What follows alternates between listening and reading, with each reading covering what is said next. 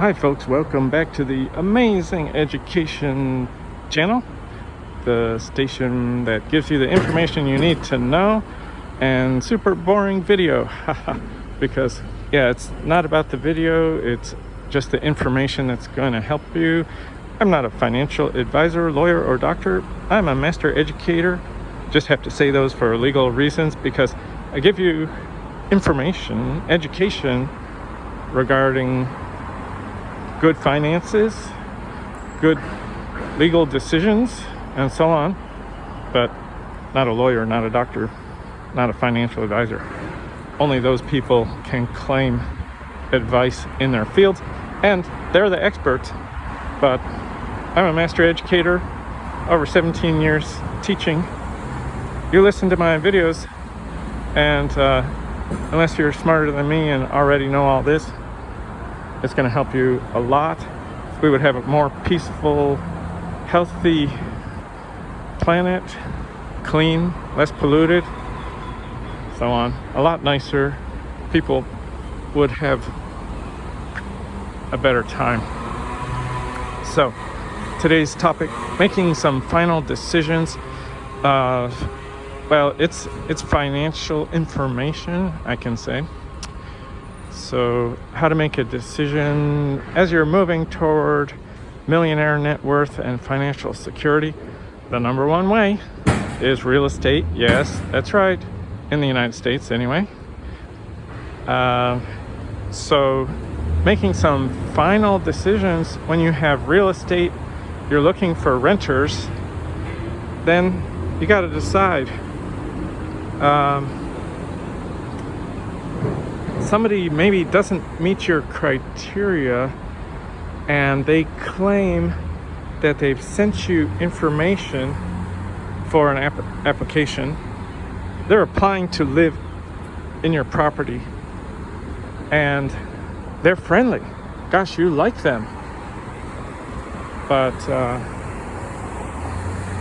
there's some, let's call them yellow cards or red cards, like a red flag on the field, and you really have to pay attention to those. And I'll give you just some anecdotes when I didn't follow the red flags and what happened, why you should follow them, and really what they are. So as I said, somebody's friendly, they present very good information, but you know what? It's not verified until it's verified. Until you have some independent third-party business confirmation. Everything they've told you, or any one point, could be wrong, misleading, and often it's incomplete. So I'll give you an example. There's a property where only small dogs are allowed. Well, why is this? There's been a lot of damage by large dogs, and small dogs are lighter. The floor has been scratched up by heavy dogs. It's a wooden floor. Big dogs are heavy. They have nails. Dogs have nails, yes. And good for digging. So anyway, thousands of dollars of wood refinishing are needed, not paid for. It hasn't been done because it's not a safety issue, and good people have dogs, and they often have big dogs, but big dogs are going to be tough on a rental property. So unless you don't mind further continued damage year after year, which you can compensate yourself by basically it's a pet security deposit and a monthly pet fee of whatever you like, and there you go. You're protected somewhat and also compensated for the normal wear and tear. And yes, pets, there's going to be some kind of wear and tear, even with small dogs. And you could come up and say, oh, small dogs are much worse. Oh, they do a lot more chewing, whatever, Okay, well, but there's another thing to consider, which is large dogs, whether they're friendly or not.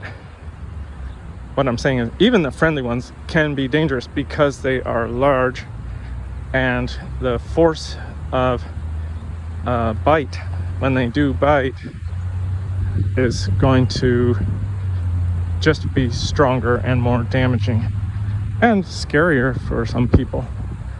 So there's that.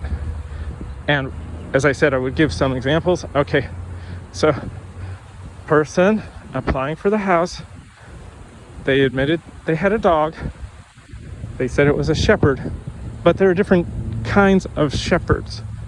So not saying when in the listing it said only friendly breeds were allowed.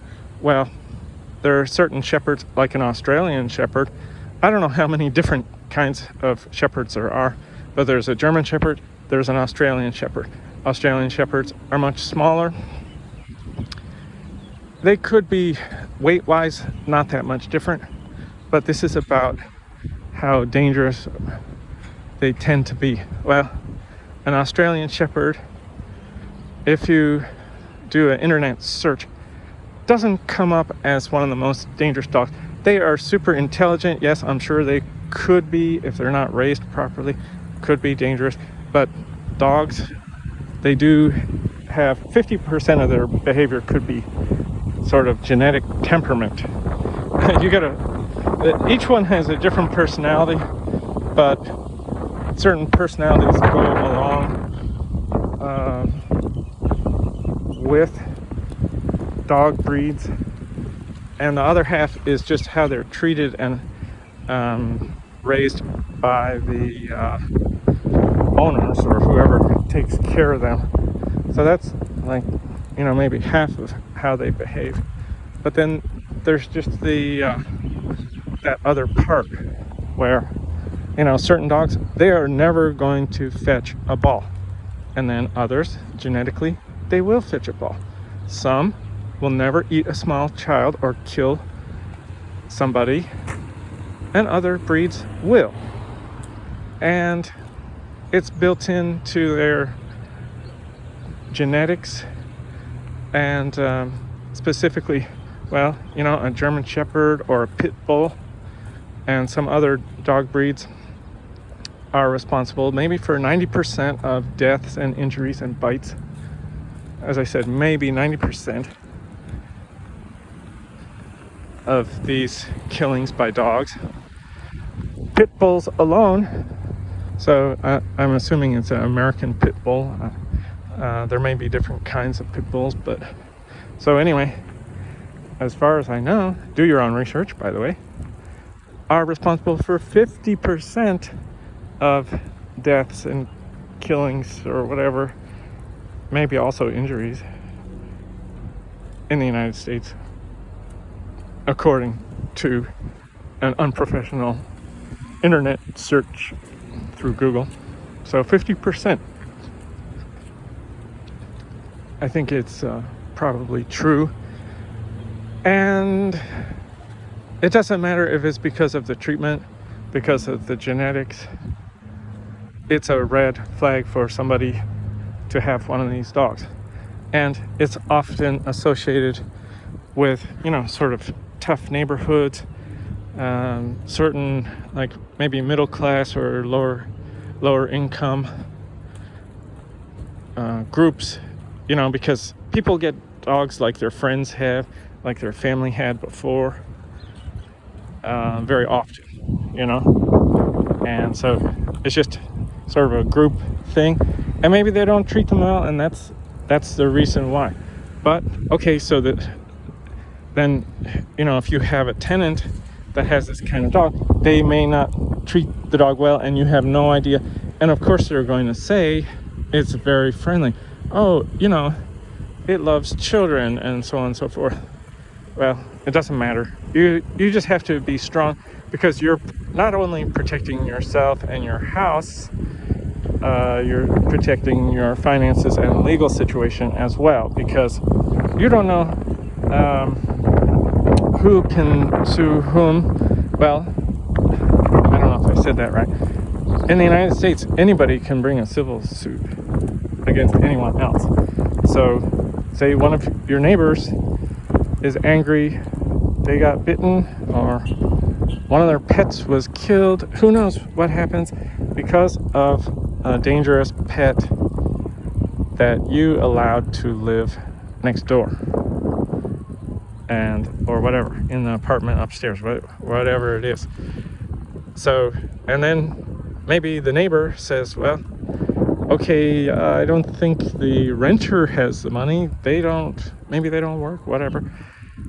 But, well, the landlords, those are good people to sue. Let's try that. And there you go. You might have a lawsuit. You could lose millions if somebody got infected, somebody died, whatever. So there you go.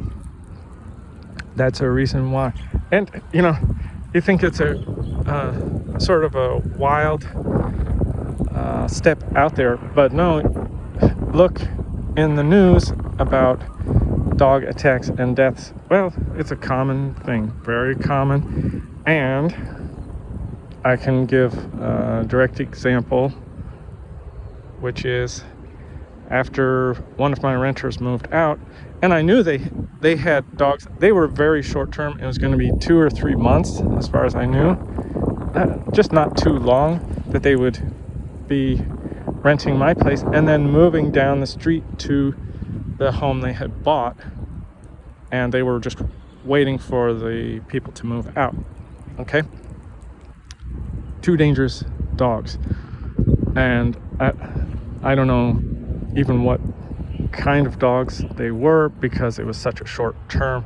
And I just said, I'm going to be helping out the neighbors for the people that bought their house. Okay, well, it didn't happen. Nothing. There was no attack during the time they were in my house.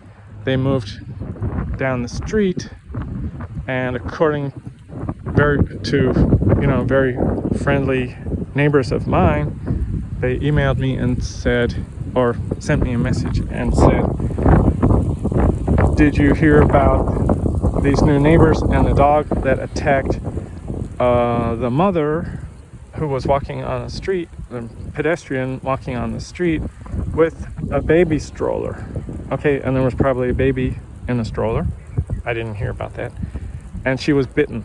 Okay, well, there was, she was bitten and she wasn't bitten. There was a little bit of dispute about that.